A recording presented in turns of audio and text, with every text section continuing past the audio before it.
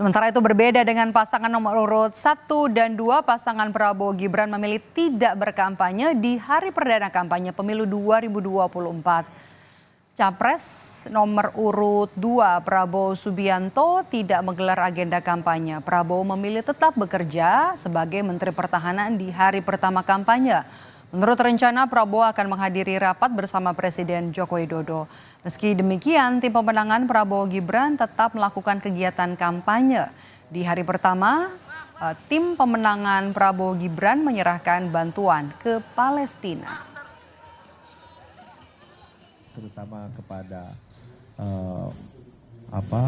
korban-korban di Palestina, dan dari beliau ingin memberikan bantuan langsung dari pribadi beliau kepada terutama korban anak kecil, kemudian korban ibu-ibu, kemudian juga kebutuhan mereka dalam agar bisa bertahan dari pangan dan yang lain-lain.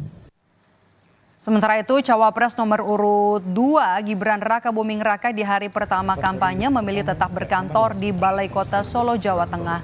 Ditemui di Balai Kota Solo, Gibran memilih tetap bekerja seperti biasa. Dan saat ditanya soal agenda kampanye, ia menyebut masih fokus pada semifinal Piala Dunia U17. Ia pun masih merahasiakan saat ketika ditanya agenda kampanye pertama Capres Prabowo Subianto. Kantor biasa, minggu ini kami fokuskan untuk penyelesaian Solo Safari, Balai Kambang, sama persiapan semifinal dan final Piala Dunia ya. Kalau Pak Prabowo-nya? Pak Prabowo-nya hari ini? Rahasia. Mas, kenapa memilih Jabodetabek sebagai lokasi pertama untuk kick off Prabowo Gibran untuk kampanye, Mas? Ya kayak gitu nggak perlu ditanyakan.